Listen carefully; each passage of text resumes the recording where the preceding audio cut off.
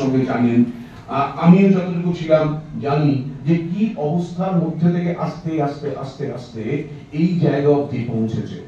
আরেকটা কথা মাধব বাবু বললেন যে অভিনয় করতে গেলে অবজারভেশন মাস্ট। আমরা এখানে যত ছেলে মেয়ে আছে প্রত্যেকের কিন্তু আলাদা আলাদা ক্যারেক্টার আছে। এই আলাদা আলাদা ক্যারেক্টারগুলোকে খুঁজে বার করাটা কিন্তু অভিনয়ের মূল জায়গা। সেখান থেকে বার করে এনে আমাদেরকে ওই অভিনয়টা দিতে হবে। আমরা এই সামনে যে বসে আছে সে হয়তো পেছনের একজনকে দেখলো যে এইরকম ধরনের তার ম্যানারিজম, সেই ম্যানারিজমটা যদি সিরিয়ালে আসে কখনো এরকম ধরনের চরিত্র বা সিনেমায় আসে, তাহলে সেই ম্যানারিজমটা খেয়াল করে নিয়েই আমাদের ওই ম্যানারিজমের মধ্যে ওই যে জিনিসটা আমাদের মধ্যে অ্যাডাপ্ট করে নিয়ে আমাদেরকে দিতে হবে, তবেই কিন্তু অভিনয়। কারণ অভিনয় তো কোনো সময় আকাশ থেকে উড়ে এসে আসেনি।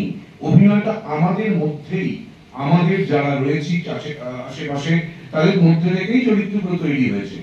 এমন কোন চরিত্র পৃথিবীতে হবে না যে চরিত্রটা পৃথিবীতে নেই, যে চরিত্রটার কোনো অস্তিত্ব নেই। এই ধরনের ঘটনা, এই ধরনের চরিত্র কখনো তৈরি হবে না।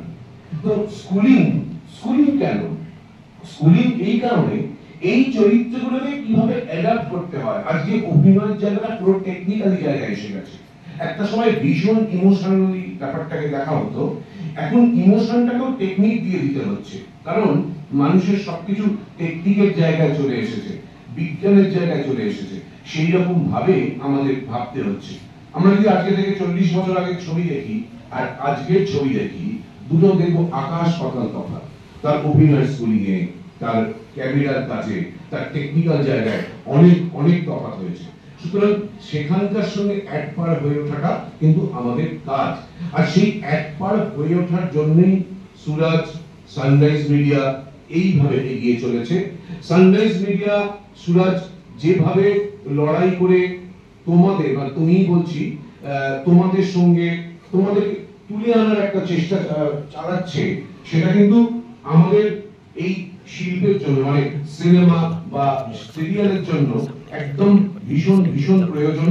কারণ যত মানুষ আসবে তত এই মিডিয়ার উন্নতি হবে, তত সুন্দর হবে। সেই জায়গাটা সৌন্দর্যের জন্যই আমাদের এই এগোনো। অনেকে যেমন বলেন একটা সময় কোনো স্কুলিং ছিল না, আজকে এই স্কুলিং এর জায়গাটা যখন এসছে, সুরাজ যখন এই জায়গাটা এইভাবে আন্তরিকভাবে বিনা কোনো রকম টাকা পয়সার ইনভলভমেন্ট ছাড়া যেভাবে সুরাজ তোমাদের সঙ্গে, তোমাদেরকে কাছে এনে এগিয়ে চলছে, এগিয়ে চলার একটা ব্রত তৈরি করছে, সেটা কিন্তু সুরাজের জন্য, সানরাইজ মুভির জন্য যেমন প্রাপ্য, ভালো প্রাপ্য, তেমনি তোমাদের জন্যও একটা ভালো দিক। এই বিষয়টা মাথায় রেখে রোজ রোজ প্র্যাকটিস করো, এগিয়ে চলো।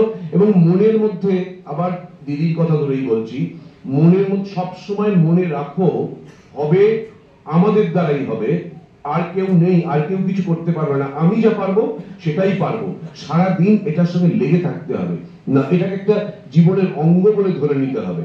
না হলে কিন্তু অভিনয় বিষয়টা কখনোই ওই মাত্রা পাবে না যেটা অভিনেতা অভিনেত্রীদের মধ্যে পাওয়া যায়। সেটা কিন্তু সারা দিন ওই লেগে থাকার জন্যই পাওয়া যায়। শুধু এখানে কয়েকটা ক্লাস করলাম এটা নয়, ক্লাসটা একটা দিক দিল, কিন্তু সেই দিকটাকে তৈরি করার দায়িত্ব একমাত্র তোমাদেরই থাকবে। সেই ইচ্ছেটা প্রকট হোক, সেই ইচ্ছেটা প্রকট করে তোলাটাই সানরাইজ মুভিজ এবং সুরাজের কাজ। সেইটা এগিয়ে চলুক। আশা করি আমরা এখান থেকে প্রচুর প্রচুর অভিনেতা অভিনেত্রী পাবো পরবর্তীকালে।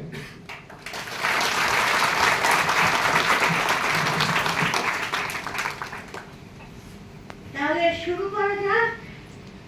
সব অভিনেতা অভিনেত্রী বড় বড়, আমি হয়তো তখন থাকবো না, এর মধ্যে থেকে ওই ছোট্ট ও হিরো হয়ে গেছে, আমি দেখতে পারবো না, কিন্তু আমি এটা জানবো যে তোমাদের মধ্যে থেকেই আর একটা সুরজ তৈরি হবে, আর একটা অভিনেতা, বড় অভিনেতা তৈরি হবে, অভিনেত্রী তৈরি হবে। এটা হলে সানরাইজ মুভিজের কর্ণধার বলি আমি ওকে, যে বহু কষ্ট করেছে। প্রথম ছবিতে আমি ওর মায়ের পাঠ করেছিলাম বলে আজ কিন্তু ওর চোখে আমি মা। আমি ওর জন্য আর কি শুটিং ক্যান্সেল করেছি, প্রচন্ড ঝগড়াঝাটি করে।